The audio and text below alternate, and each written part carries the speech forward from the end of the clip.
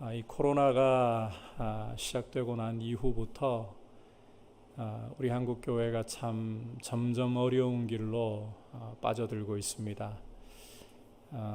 전무후무했던 이 비대면 예배, 온라인 예배로부터 해가지고 점점 이 교회발로 코로나가 확산되고 또 광화문에서 정점을 찍으면서 지금 우리 한국 교회는 세상으로부터 기피와 혐오의 집단으로 여겨지고 있는, 그래서 참 이 어떤 것보다도 걱정이 되는 것이 이런 인식이다 보니까 어떻게 해야 이제는 믿지 않는 사람들에게 복음을 전하는데 참 잘 교회가 접근해 나갈 수 있을까? 이게 가장 큰 걱정 중에 하나가 아닐 수 없는 것 같습니다. 그러다 보니까 이와 같은 일들을 경험하다 보니까 책임이라는 단어가 굉장히 무겁게 다가오는 것 같습니다. 그리스도인으로서, 교회로서의 책임, 이 책임을 우리가 온전히 감당하지 못함으로 인해서 우리 한국교회는 이렇게 추락하다 못해 이제는 완전히 바닥을 찍고 세상에게도 이 맛을 잃어버린 소금처럼 버려져서 밟히는 이런 어려움을 겪고 있는 것이 아닌가. 오늘 말씀은 책임에 대한 말씀입니다. 여러분께서 오늘 이 창세기 38장을 읽어보시면 우리가 가지고 있는 번역으로는 책임이라는 단어가 한마디도 적혀있지 않다라는 것을 보시면서 책임? 고개가 갸우뚱하실 수도 있을 텐데, 이 8절에 보면 본분이라는 말이 책임이라는 말입니다. 한번 이렇게 쓰이긴 쓰였어요. 그러다 보니까 이 본문에서 무슨 책임이라는 이야기를 우리가 찾아볼 수 있겠나. 유다라는 시아버지와 다말이라는 며느리 간에 이 근친상간에 이해할 수 없는 이야기지, 이런 생각이 들 수도 있지만, 이 단 한 번의 책임이라는 말 외에 책임이라는 단어가 안 보여도 본문 전체에는 책임이라는 이 정신이 흐르고 있다라는 점을 염두에 두고 이 말씀을 보는 것이 도움이 될 겁니다.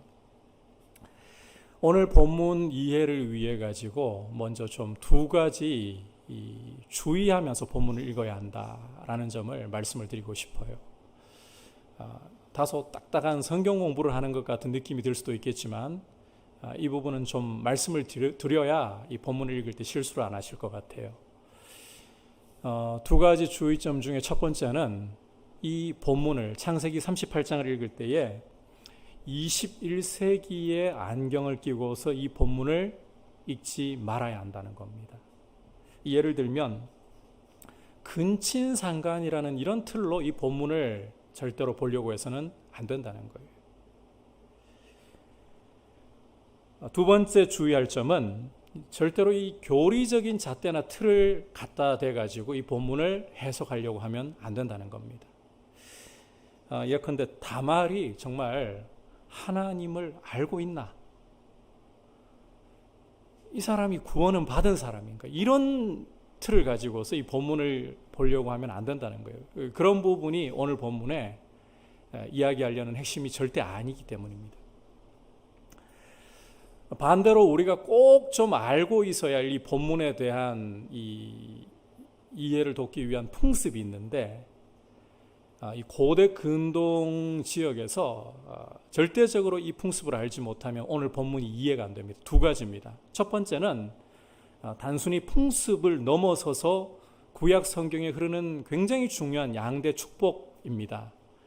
첫 번째는 자손과 땅이라는 복이에요.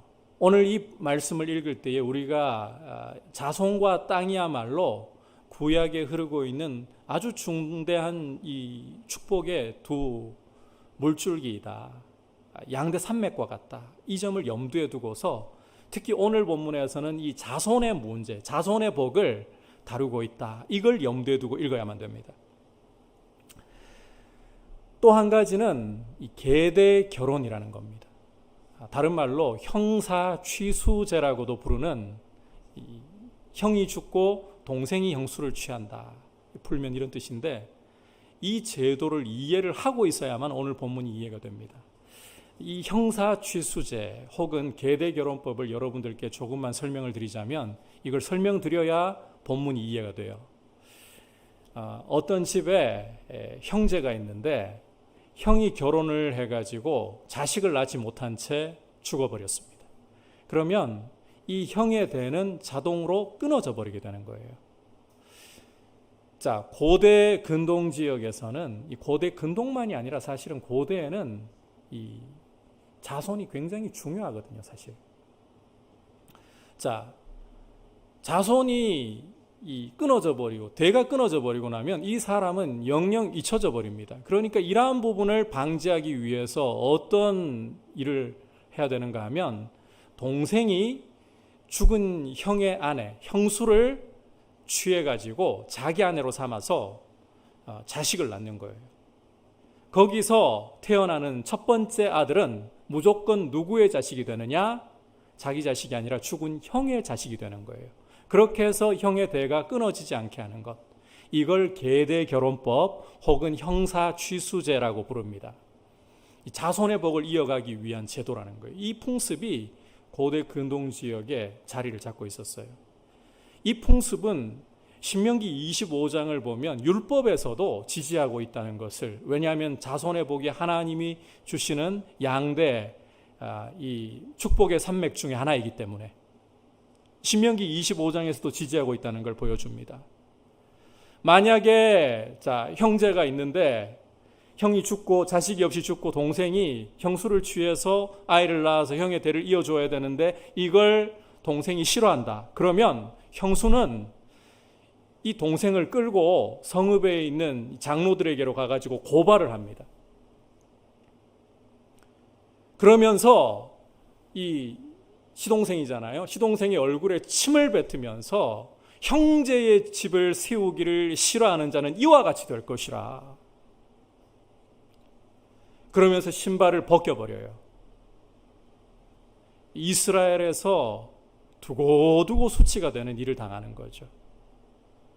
그리고 이 신벗김을 당한 동생은 신벗김 당한 자의 집이라는 오명을 쓴 채 계속 살아가야 되는 거예요. 그만큼 이 계대 결혼 혹은 형사취수라는 제도가 고대에는 자손의 복을 이어가기 위해 중요하다. 이 두 가지를 여러분이 꼭 기억을 하시고 오늘 말씀을 읽으셔야 한다는 겁니다. 자, 이제 이 점을 염두에 두고서 오늘 말씀의 내용으로 좀 들어가 보도록 하겠습니다.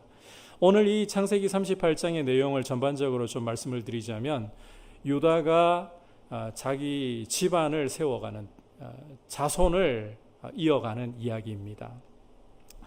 오늘 말씀 1절부터 5절까지를 좀 읽어보시면, 유다가 이제 자기 형제들을 떠나가지고 가나안 사람 수아라는 사람의 이 딸을 아내로 취하는 장면을 읽을 수가 있습니다. 이 수아의 딸을 이름이 누구인지도 몰라요. 통해가지고 이 수아의 딸을 통해가지고 유다는 세 아들을 낳습니다. 그 세 아들의 이름이 엘과 오난과 셀라이죠. 자, 그리고 시간이 흘러서 이 세 아들이 장성했습니다. 물론 셀라는 아직 좀 어린 상태인 것 같아요. 그래서 이제 유다가 장자인 엘에게 집을 세워주기 위해서 아내를 데려오는데, 그 아내의 이름이 6절을 보시면 다말이라고 기록을 하고 있죠. 자, 그렇다면 이제 이 엘과 다말 사이에서 자식이 태어나가지고 유다 집안을 세워가는 것이 아주 중요한 일이 되는 거예요. 그런데 엘과 이 다말 사이에서 자식이 태어나기도 전에 엘이 죽고 맙니다. 자, 왜 죽었느냐? 7절을 보니까 왜 죽었습니까? 엘이 악했기 때문에 하나님이 엘을 죽이셨다. 여러분, 이 표현을 기억하고 계셔야 돼요. 엘이 죽은 이유가 뭐라고요? 악했기 때문에 하나님이 엘을 죽이신 거예요. 자, 엘이 다말과의 사이에서 자식을 낳지 못한 채 죽었습니다. 그렇다면 자, 이 당시에 형사취수제를 따라서 계대 결혼법을 따라서 어떻게 해야 됩니까? 동생 오난이 형수인 다말을 취해가지고 자식을 낳아서 그 자식으로 죽은 형 엘의 대를 잇게 만들어 주어야 되겠죠. 그런데 자, 말씀을 계속해서 보시면 8절부터 10절까지를 보시면 오난이 어떻게 했다고 말씀하고 있습니까? 자식을 낳아봤자 자기의 자식이 되지 않으니까 형수와 동침할 때마다 땅에다가 설정해버렸다. 오난은 사실 형이 죽고 난 후에 슬픔이 지나가면서 내심 이런 기대를 갖고 있었던 것 같아요. 자, 장자인 형이 죽고 나면 누가 이제 집안에서 장자가 되는 겁니까? 오난이잖아요. 이 당시 장자들은 나중에 아버지께 재산을 상속할 때 두 몫을 받게 돼요. 그런데 자, 오난이 이제는 형수를 취해가지고 자식을 낳아가지고 죽은 형의 대를 이어주면 장자의 자리는 어떻게 되는 겁니까? 물 건너가 버리는 거예요. 자기가 자식 낳아서 자기 자식도 안 되고 형의 자식이 되고 아버지로부터 상속받을 재산 두 몫도 다 그 형의 자식이 된 애에게 돌아가 버리고 자기는 그야말로 손해보는 것밖에는 아무것도 아닌 거예요. 그래서 오난이 이게 싫어가지고 형의 대를 잇지 않기 위해서 의도적으로 동침할 때마다 땅에다가 우리말로 보면 표시가 안 나지만 계속 설정을 해버렸습니다. 자식을 안 낳으려고 했다는 거죠. 이 구약에서 축복의 양대 산맥 중 하나가 뭐라 그랬습니까? 자손이라고 했잖아요. 하나님 보시기 약한 거예요. 굉장히 약한 거예요. 그래서 오난도 하나님이 죽이셨어요. 자, 누가 이 오난을 죽이셨다고요? 하나님이. 자, 엘 누가 죽이셨어요? 엘이 악했기 때문에 하나님이 죽이셨고, 오난도 이 형수와의 동침 때에 땅에 설정한 이 동기가 악했기 때문에 하나님이 죽이셨어요. 하나님이 죽이신 일이에요. 자, 그런데 11절을 보면 이제 셀라가 형수인 다말을 아내로 취해가지고 죽은 두 형 엘과 오난의 대를 이어주어야 되는데 유다는 다말에게 너의 아버지 집에 가서 수절하고 있으라. 아직 셀라가 어리니까 나중에 장성하면 그에게 아내로 줄게. 그런데 이게 성경 기자가 말하기를 변명이라고 설명을 하고 있죠. 유다가 왜 이런 말을 하는 겁니까? 왜 아버지 집 가서 수절하고 있으라고 하는 겁니까? 셀라도 다말과 결혼했다가 죽을까 봐. 이 유다의 이 마음이 이런 거예요. 유다의 생각이 이런 거예요. 며느리가 하나 집안에 잘못 굴러 들어와 가지고 내 두 아들을 잡아먹었다. 내 아들 죽게 만들었다. 엘이 악해서 하나님이 죽이셨고 오난의 동기가 악해서 하나님이 죽이셨는데 유다는 자기 아들들 잘못은 생각하지 않고 며느리 다말이 여자가 하나 집에 잘못 들어와 가지고 내 아들 다 죽였다. 셋째 셀라를 이 다말과 결혼시키기를 거부하고 있다는 거죠. 여러분, 이 상황에서 유다를 보시면 유다는 굉장히 무책임하다는 것을 여러분이 생각을 하셔야 돼요. 여기에서요, 우리가 이 근동 지역의 풍습 가지고 왈가왈부하거나 근친상간 이야기를 꺼내려고 해서 안 돼요. 자손을 이어가는 게 굉장히 중요한 거예요. 원칙적으로는 셀라를 다말과 결혼시켜가지고 죽은 엘과 오난의 대를 이어줘야 되는 게 유다의 책임이에요. 그런데 며느리 탓하면서 지금 이 유다는 셀라를 다말과 결혼시키려고 하지 않는 무책임한 모습을 집안의 대를 이어가는데 하나님이 주시는 축복인 자손의 복을 이어가는데 회피를 하고 있는 모습인 거예요. 책임을 안 지려고 한다는 거죠. 이제 시간이 좀 흘렀습니다. 12절을 보시면 우리말에는 얼마 후에라고 번역이 되어 있죠. 이 번역이 좀 아쉬워요. 여러분께서 새 번역이나 공동 번역을 참고해 보시면 세월이 흐른 후에, 오랜 시간이 지난 후에 이렇게 번역을 하고 있습니다. 시간이 꽤 흘러가지고 이 유다의 아내 가나안 사람 수아의 딸이 죽었습니다. 이렇게 상처를 하고 난 후에 장례를 치르고 유다가 이제 위로를 받고 자기 양털을 깎으러 딥나로 올라가게 되었습니다. 시아버지가 딥나로 올라간다는 소식을 이제 다말도 아버지 집에 있다가 전해 들었던 것 같아요. 이 시아버지의 소식을 들은 다말이 어떻게 갑자기 행동을 하고 있습니까? 딥나로 양털 깎으러 간다는 이야기를 듣고 어떻게 행동을 하고 있습니까? 갑자기 과부의 옷을 벗어버리고 있죠. 그리고는 창녀로 위장을 해요. 창녀로. 그리고는 이제 시아버지가 지나갈 딥나의 길목에 앉아서 시아버지를 기다리는 거예요. 시아버지가 나타났습니다. 아니나 다를까 유다가 상처하고 난 후에 외로웠던지 이 당시에 보면 지금 다말의 이 차림은 창녀로 인식이 되었던 게 분명한 것 같아요. 유다가 다말에게 접근을 하는 거예요. 자신의 외로움을 달래고자 다말에게 접근을 하는 거예요. 다말도 이걸 노렸던 것 같아요. 자, 그러면서 이제 유다가 다말에게 나로 하여금 당신에게 들어가게 하라. 어떤 값을 줄 겁니까? 나한테 들어오는 대가로 어떤 값을 줄 겁니까? 염소 새끼 한 마리 줄게. 그러면 염소 새끼를 한 마리 줄 때까지 그것에 대한 보증물을 좀 나한테, 담보물을 나한테 좀 주십시오. 그래가지고 유다가 자기의 도장과 끈과 지팡이를 맡기죠. 그리고는 이 다말과 유다가 동침을 하게 되고, 자, 중요한 것은 18절을 보면 다말이 누구로 말미암아? 유다로 말미암아 임신했다. 자, 여러분, 여기에서 우리가 한 가지 이제 굉장히 불편해지는 장면을 보게 된 거잖아요. 불편함으로 그냥 봐서는 안 돼요. 유다 집안이 세워져야 되는, 유다의 대가 이어져야 하는 이런 상황입니다. 그런데 보세요. 하나님 보시기 약해가지고 하나님이 죽이셨죠. 자식 없이. 오난, 자, 형의 대를 안 이어주려고 하다가 하나님이 죽이셨죠. 오난의 자식도 없거니와. 자, 그러면 이제 셀라가 형수 다말을 취해가지고 엘과 오난의 대를 이어줘야 되고 자기 집안도 세워야 되는 거예요.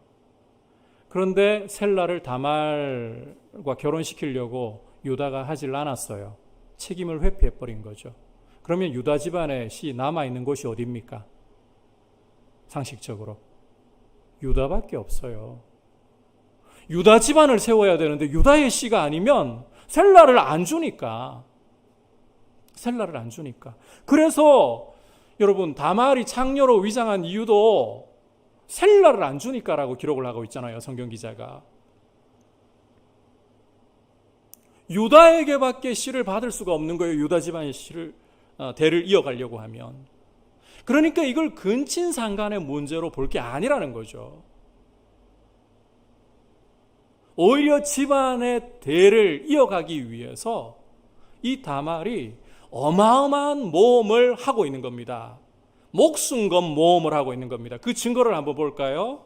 자, 이제 여러분께서 24절로 넘어가서 보시면 석 달쯤 지났어요. 이 시아버지 유다와 며느리 다말이 이렇게 동침을 하고 석 달 정도 지났어요.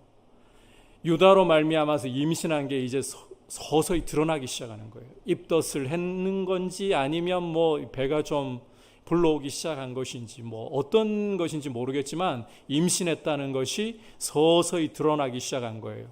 이 소식을 유다가 전해 듣고는 다말을 어떻게 하라고 명령을 내립니까? 끌어내서 저 행음한 저 여자를 불살라버리라고 명령을 하고 있죠. 그래서 다말이 끌려나가는 거예요. 끌려나가면서 이 물건의 임자로 말미암아서 내가 임신한 것입니다 하면서 유다에게 받아두었던 보증물, 담보물을 그때서야 내어 밀죠. 그래서 유다가 이걸 보고서는 내 씨였구나. 며느리가 내 씨를 가진 것이었구나. 며느리를 인정해주고 그가 나보다 옳다라고 인정을 해주고 내가 셀라를 주지 않았기 때문에 이렇게 할 수밖에 없었구나.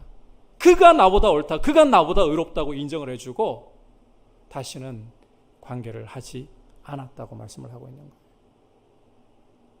이걸 보면 다말은 목숨을 건 행동을 한 거예요. 집안의 대를 잇기 위해서 자칫 이 불타 죽을 뻔한 그런 목숨 건 행동을 다말이 했다는 거예요. 보통 일이 아닙니다.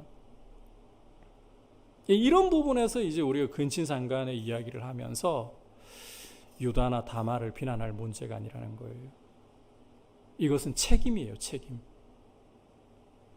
유다의 집안을 세워가야 한다는, 이 유다라는 집안의 자손을 이어가야 한다는 책임을 다말이 시아버지 대신에 지려고 했던 거죠. 원래는 이게 유다의 책임입니다.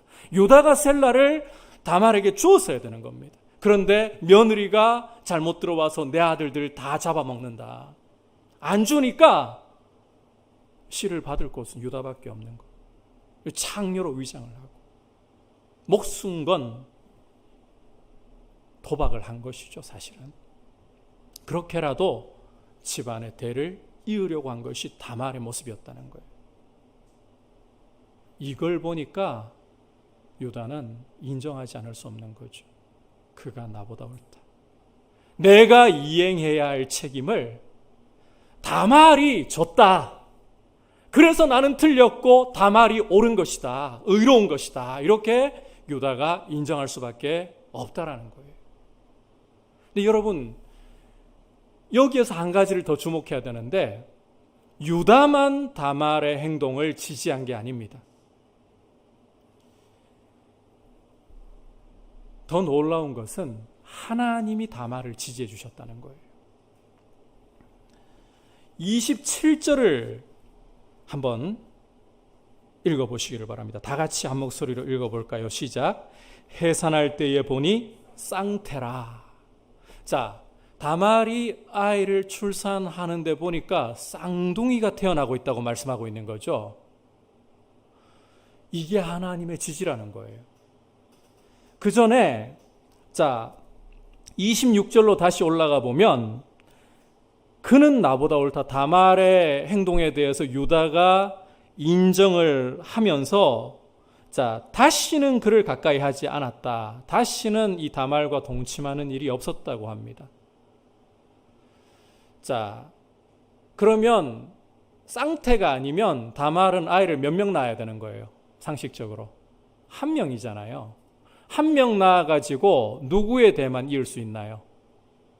죽은 엘이나 오난이나 둘 중 하나밖에 못 이어요. 그런데 쌍둥이를 출산함으로써 누구까지 이어가게 되는 거예요? 엘, 오난 둘 다. 중요한 것은 우리가 이 성경을 읽어보면 자, 아브라함의 태를 열어주시는 분이 누구입니까? 죽어있던 사라의 태를 말씀으로 살려가지고 열어주시는 분이 누구였습니까? 하나님이에요. 이삭이 리브가를 아내로 맞아가지고 시간이 흘러도 아이를 갖지 못할 때 하나님 앞에 부르실 때 그 태의 문을 여신 분이 누구였습니까? 하나님이었어요. 야곱과 이 레아 라헬의 관계 속에서도 자손의 문을 열어주신 분이 누구였습니까? 하나님이었어요. 시아버지와의 한 번의 동침입니다. 그 이후로는 두 번 다시 동침한 일이 없습니다. 그런데 한 번의 동침으로 아이가 둘이 생겼어요. 그래서 죽었던 엘과 오난의 뒤를 다 잇게 만들었어요. 이걸 누가 지지하셨다는 겁니까? 하나님이 지지하셨다는 거예요.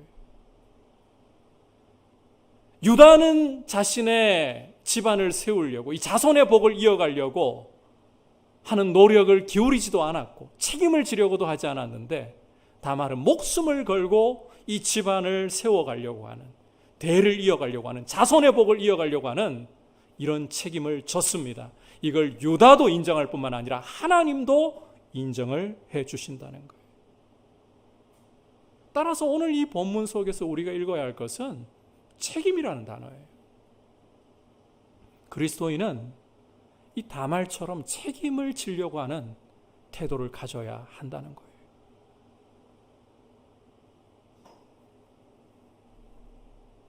우리 한국교회가 코로나 사태 이후에 참 무책임했습니다, 사실.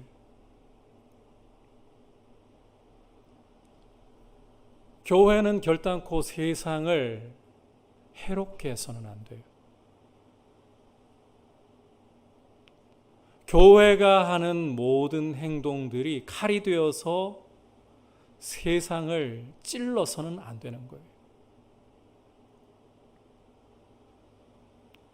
그런데 우리 한국교회는 모든 교회가 그랬던 건 아니지만 적지 않은 교회들이 이 바이러스로 인해서 지금 온 나라가 고통 가운데 있고 어려움을 겪고 있을 때에 현장에 모이지 않으면 예배가 아니다. 물론 현장에 못 모일 때 참 고통스럽습니다. 저도 말씀을 전해보면 회중이 없이 카메라 보고서 말씀 전하는 게 쉬운 일 아니더라고요. 그리고 제가 집에 앉아가지고 예배를 드려보니까 현장에서 성도와 함께 공동체로 예배하는 것만큼 그렇게 파워풀하게 정말 성령의 임재를 경험하면서 예배하는 게 쉽지 않다는 것도 피부로 느껴요. 그러기 때문에 현장으로 함께 모이는 것 참 중요하고 정말 교회가 일반적이고 정상적인 상황이라면 사활을 걸어야 할 문제라고 생각합니다. 그러나 지금은 바이러스로 인해서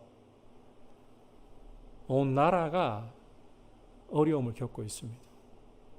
이와 같은 때에 교회가 대면 예배로 모이는 것이 세상에게 칼이 된다면 교회는 비대면으로 온라인으로 이렇게 모이는 것에 대해서 고통스럽고 어려울지라도 덕을 끼치기 위해 흩어질 수 있어야 되는 거예요. 비록 우리가 감정적으로 또 어떤 영적으로 더 풍성하다고 느끼지는 못할지라도 성령께서 역사하시는 것은 우리의 생각을 초월해 버립니다. 오히려 세상을 복음으로 살리기 위한 정신을 가지고 주님을 사랑하는 마음으로 흩어져 있다면 비록 우리의 감정은 덜 풍부할지라도 분위기는 덜 풍부할지라도 주님이 기뻐 받으시는 예배를 드릴 수 있을 줄로 믿습니다. 하나님은 예배당 안에 갇혀 계신 분 아닙니다. 우리는 우선 1차적으로 이런 책임을 이 바이러스가 창궐하는 시대에 질 줄 알아야 돼요. 교회는 복음으로 세상을 살리려고 해야 되지. 그 무책임한 모습으로 칼이 되어서 세상을 찌르려고 하면 안 돼요.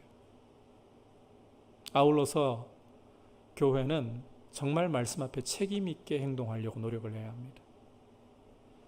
오늘 우리 한국교회가 이렇게 추락을 한 데는 이 방역에 대한 비협조 부분과 더불어서 누적되어 왔던 문제가 있습니다. 성경으로부터의 이탈입니다. 성경으로부터 이탈이에요.